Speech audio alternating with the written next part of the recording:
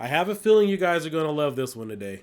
This is the Trimui Smart Handheld Retro Gaming Console. Now, the company sent me this unit for review, wanted to know what my thoughts on it was.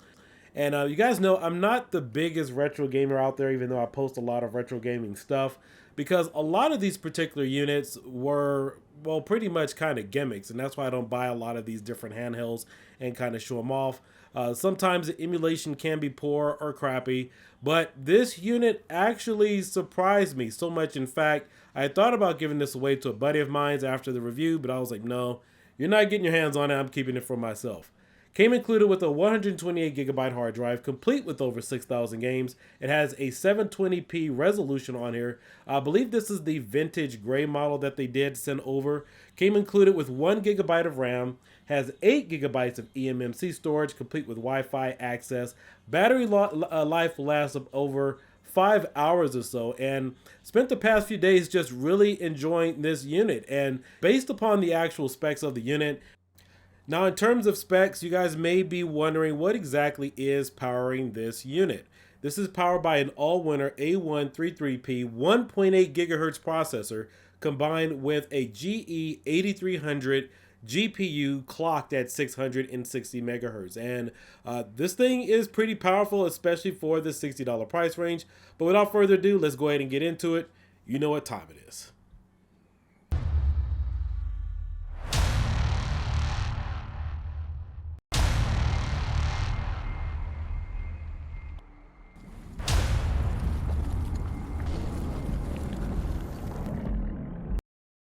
So here we have our first look at the Trimui Smart Pro Retro Gaming Handheld Unit. They were kind enough to send a case that came included with this, and I do love the packaging, and it was professionally shipped.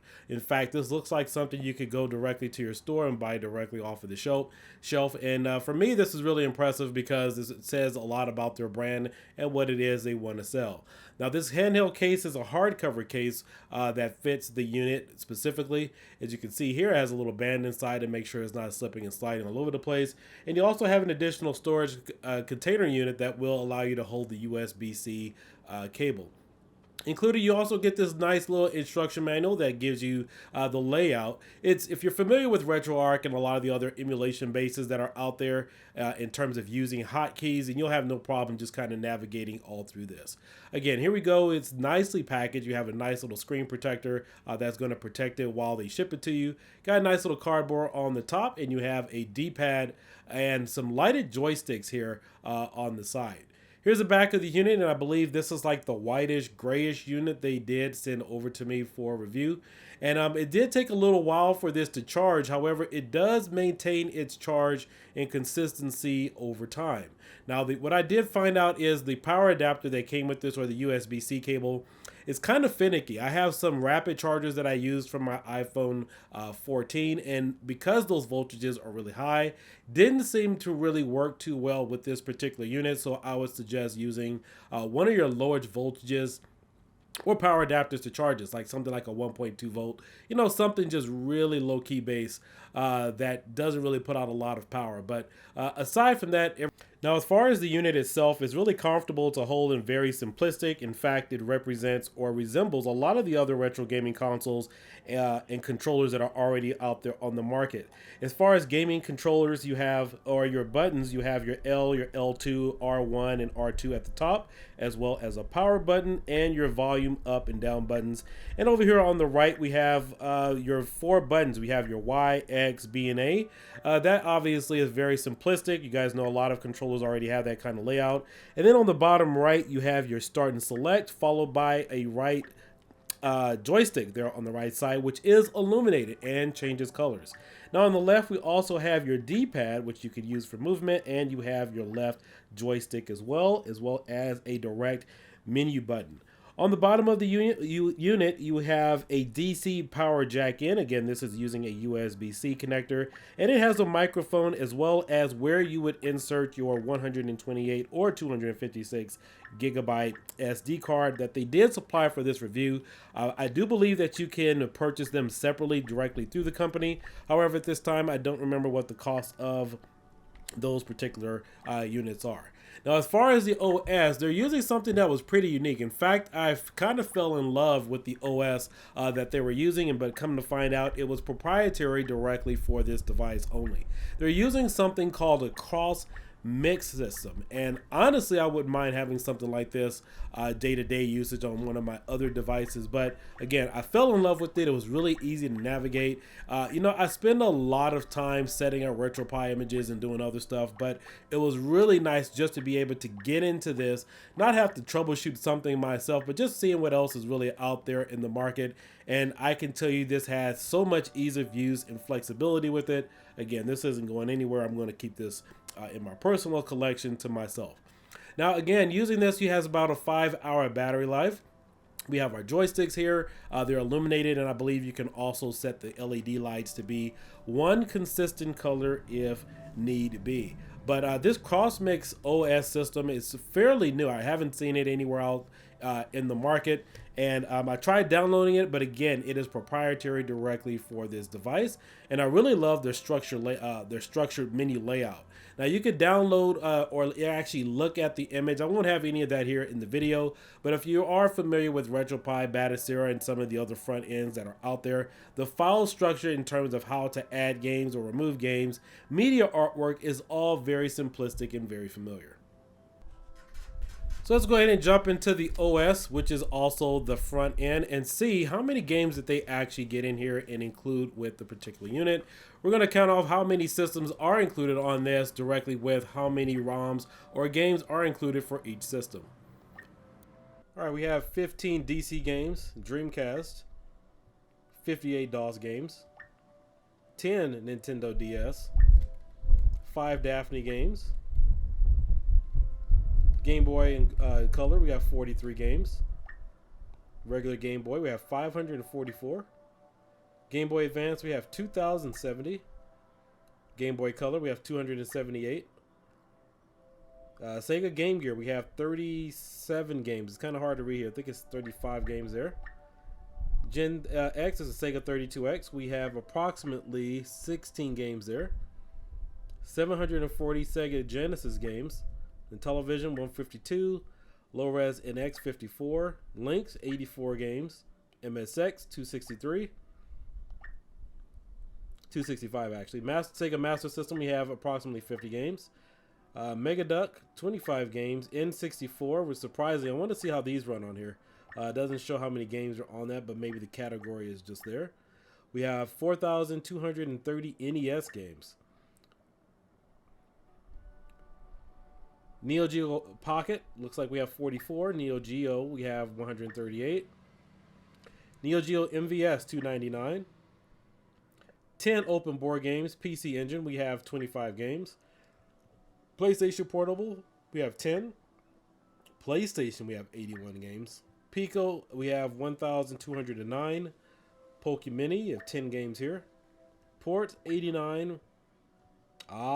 They're using a Rick Dangerous image. I had no idea about that. Rick Dangerous, 2 games. SG 1000, we have 31. SNES, we have 1,878 SNES games. I've never seen this many games before on the SNES. Typically, the library is somewhere around 700 on normal. All right, we have one Sega Saturn game here. Scum VM, we have 4. Sega CD, we have 25 games. Supervision, 28. TIC, 80. I think this was Texas Instruments, is 17 games. TurboGrafx 16, we have 80. Vectrix, we have 39. VideoPack, 95 games. Virtual Boy, 105. And WSC, we have 86. And X, 68,128. ZX Spectrum, we have 301 games. So all these games are fit. Again, this is a 128 gigabyte SD card. We have all of the arcade games that are listed here as well. So if we go into the arcade, you can see a list of games that we have here. Now, it looks like they removed a lot of the media.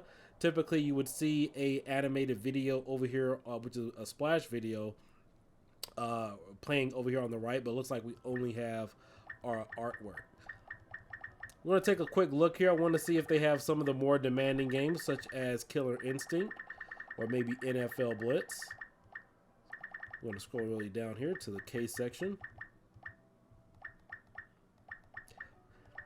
A lot of these typical chipsets have problems emulating Killer Instinct and NFL Blitz, so it's not surprising that if it's not on here. Looks like they kept the list pretty tight. See, there's no Killer Instinct. Let's see if we can find NFL Blitz.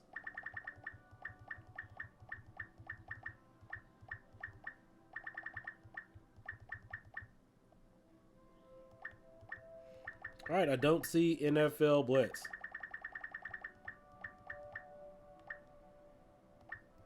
And again, we have 375 arcade games that is included on here. So without further ado, let's go ahead and get into some gameplay and see how this thing performs.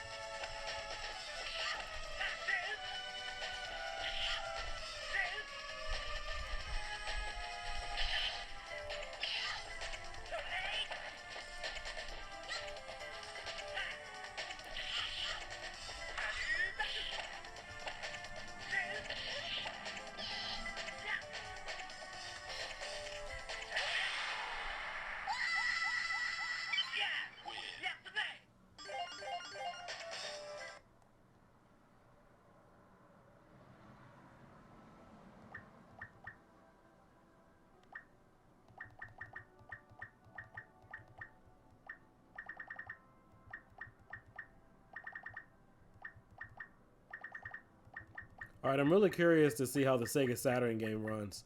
I mean, we all know units like this can handle your basic SNES stuff, so let's see how Sega Saturn can perform on here. It looks like we have loaded Shanghai Triple Threat USA.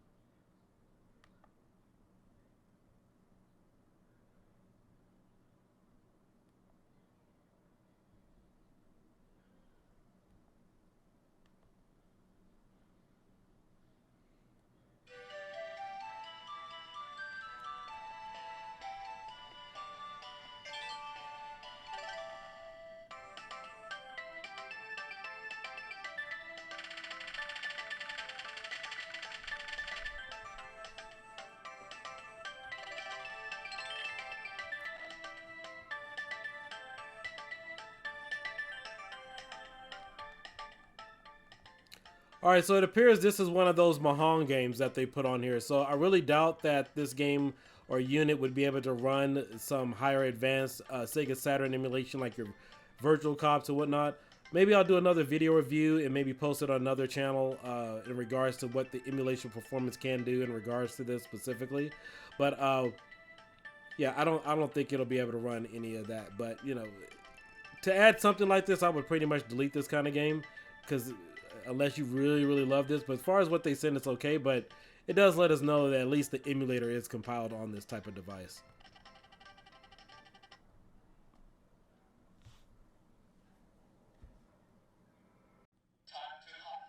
Now, normally when I do my testing or emulation-based performance, I always start off with a basic baseline just to kind of get a general idea of how this is going to work out of the box, and if they meet any tweaks or configurations directly to the unit. So I first started off with Aliens vs. Predator, which is one of my basic test games, one of my favorite arcade games, and everything worked perfectly flawless. I believe this is using MAME 2003. Not exactly sure which emulator it was at the time, but didn't have any hiccups, no issues with it. Everything ran pretty much as it should from an emulation-based standpoint.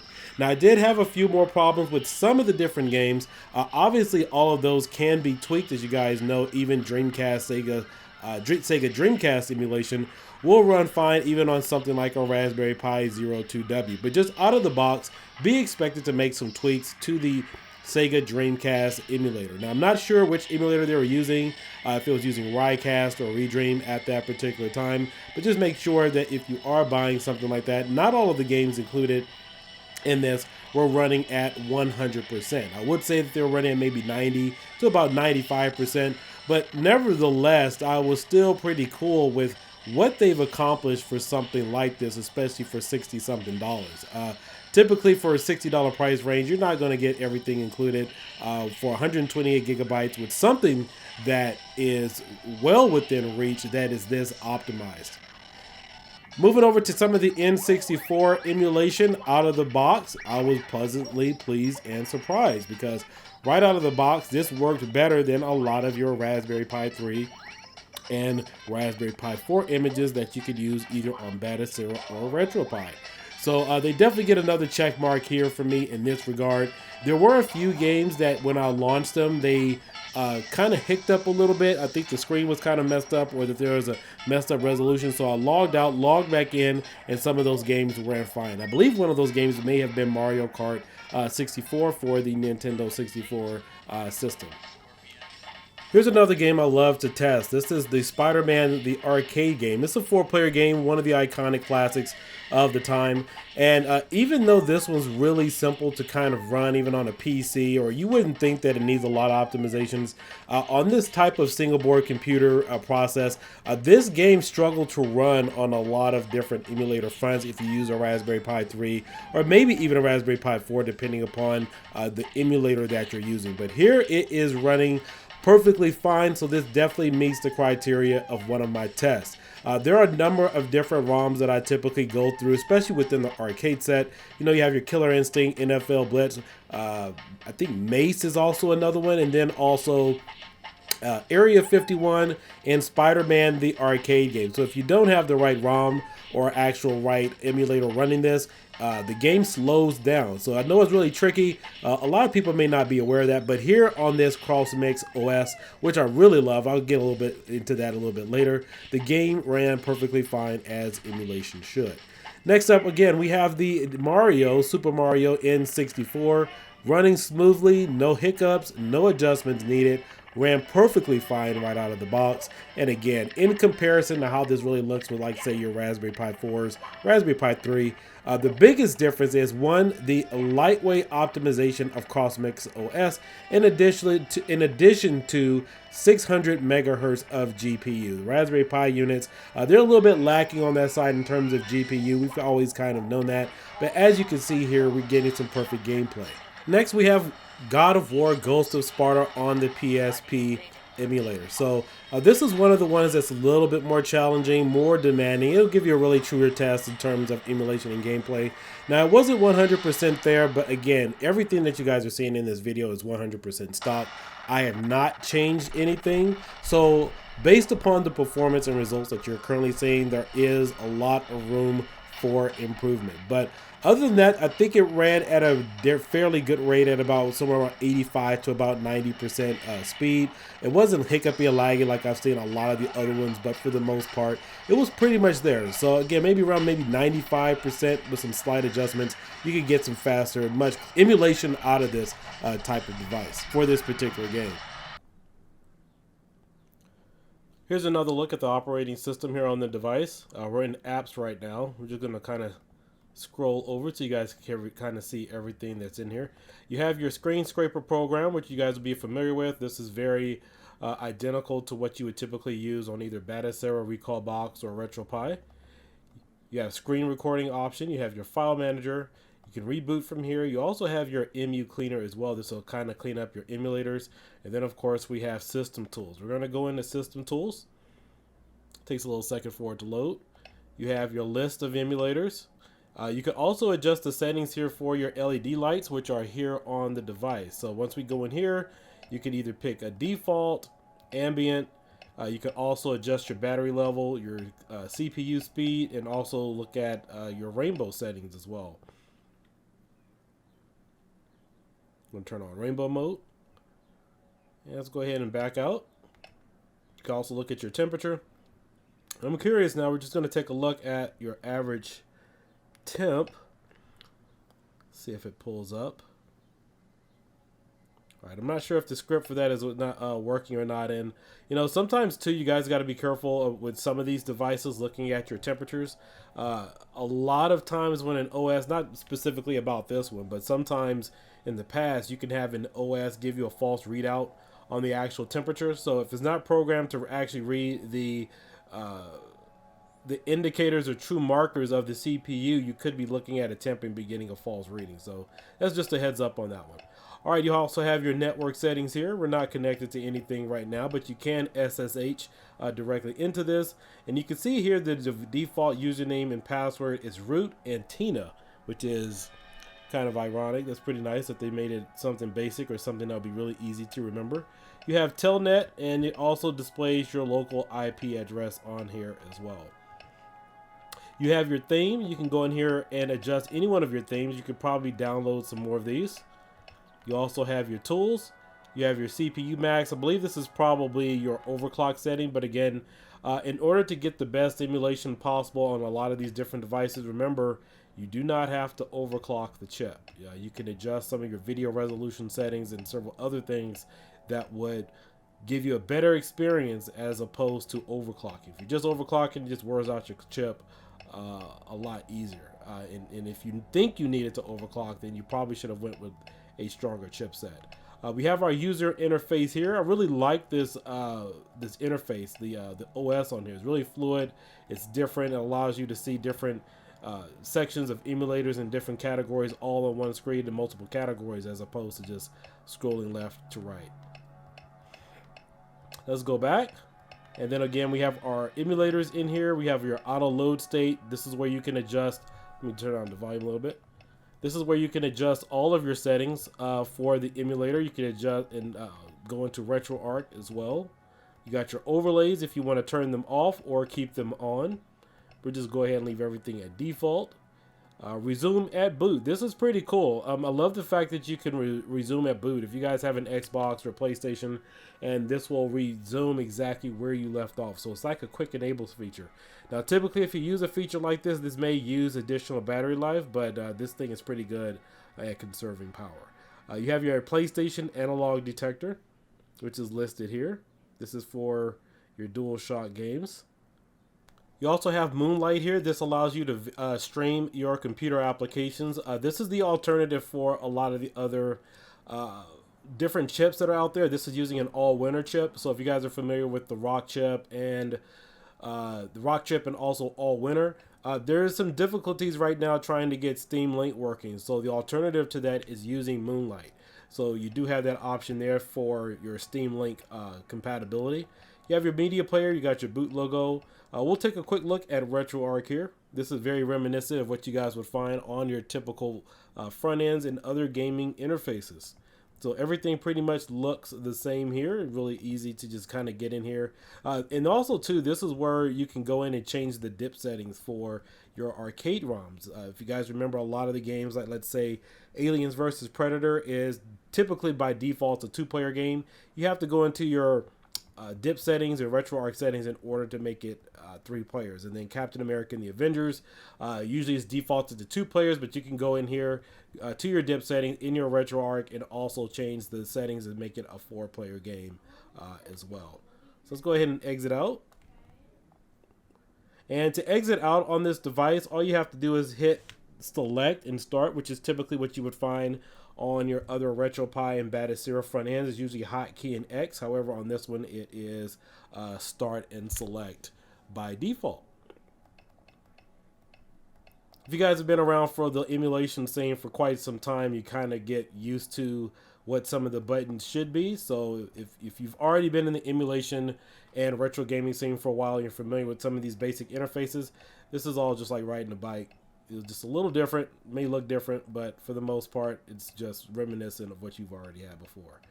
We have our best section here. This operating system allows you to select which best games that you already have.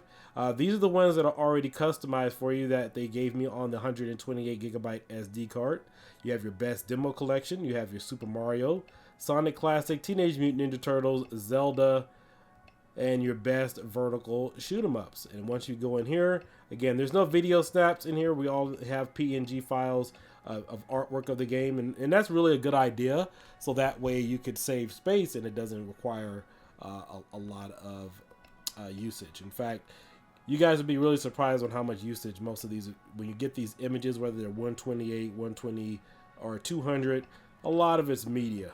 It's not really games. And so remember when I made my own custom image for the Raspberry Pi 5 and Pi 4, I had to cut down on a lot of images or video snaps because it just took up way too much space. But overall, I love this interface. I was thinking about seeing if we could add something like this to RetroPie, not RetroPie, but the Raspberry Pi, some of the other single board computers. But all in all, I was really pleasantly surprised. It was nice that the company sent this over for review, but to really see how fluid this is, how nice it is with the LED lights, they have this custom OS on here. I love it. This is a great device. I mean, it pretty much runs exactly what it needs to run. There's a little bit of tinkering that can be done with some of the PlayStation emulators and the PSP, but for the most part, for approximately $69 to $89, you are getting a great deal with the bundle. A great deal for the price. I mean, I don't think it's overpriced. I don't think it's too cheap, but considering that the price that they're offering it for and the performance you get and the quality of this device, I would say that this is an exceptional deal. The only thing too about the joysticks is they don't click in. If you guys are familiar with your typical Xbox controllers, how they have that click in, this one doesn't do that. So you have that there.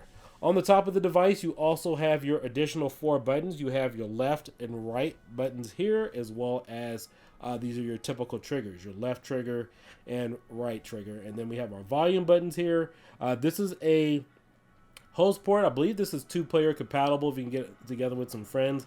I believe you could also network these devices together too with the based upon the operating system specs. But overall, I was joking around with a buddy of mine. I was like, man, yeah, maybe I'll send this to you when I'm done with the review. But I was like, nah, man, I think I'll probably just keep this for myself. I don't get into a lot of other retro gaming devices. I know you guys see me work on images and things here on the channel, but I love this. I mean, I think it's practical. It's great for the price. I think anybody who picks up one of these will not be disappointed. Again, they sent this over for review. We're glad they definitely did that. So definitely, if you guys are interested in picking up the Trimui Smart Pro handheld retro gaming device, I would give this a 9 out of 10. I have nothing really negative to say anything about it at all. I mean, it's it's different. I mean, obviously, it's going to have its own particular audience, but I think it's great. I don't have any issues with it. The cool thing too is they have a lot of ROMs on here that I've never seen before. I've never personally added into my collection. I mean, you have a number of different ROMs that are within these particular sets that will keep you going for hours. And again, this is what they sent over for review as far as their SD card. Obviously, I can't verify that if that's what you guys are going to purchase. I'm sure it typically is what it is you're going to purchase, but yeah, it performs great. No complaints, no other concerns. I think everything's done exceptionally well here, especially considering the list of games that they did add were pretty much all compatible. They didn't add something in here and it's all stuttery and really hiccupy. Again, God of War, I could probably make some adjustments on that. Not a big deal. And Sega Saturn, I think the only time Sega Saturn may struggles with some of the other games on there, they added a basic Mahon game, which really doesn't say too much, but you can't run your low-end Sega Saturn games on there. But now, if you want to purchase this amazing unit, you can head on over to the mechady.com. This website. This is the website that hosts the Trimui Smart Pro retro handheld gaming unit. You can see it's $69, and they have a list of different accessories that you can purchase with it, including the carrying case, which we demonstrated here in the video. I believe their SD cards are reasonably priced, and normally we've seen a lot of other Chinese-based companies using stuff like RetroPie or whatever the case might be. But again, this looks like their own self-developed OS. I mean, I'm really in love with it. I mean, it's pretty cool, really fluent, really gives you a different look, plays all the music and stuff that you guys would be accustomed to, like front ends such as like Recalbox, Batocera, and RetroPie. Now, also included in the link of the description of this video, you can currently get a discount code, promotional code right now that the company is offering off of this unit. But again, for $69, the amount of games that run pretty well without having to do any additional optimizations, I don't think you guys can go wrong with any of this. 5-hour battery life, you have stereo sound. The stereo sound is actually quite phenomenal. But again, the reason why I like this so much is because I believe that it is perfectly priced. We've seen a lot of these other retro gaming units coming out talking about $200, $300, whatever the case might be. But it looks like they priced it accordingly to the appropriate specs that you can get. This is probably using something of a Raspberry Pi 02W in terms of the actual computer hardware. So that's probably itself is about maybe about $10.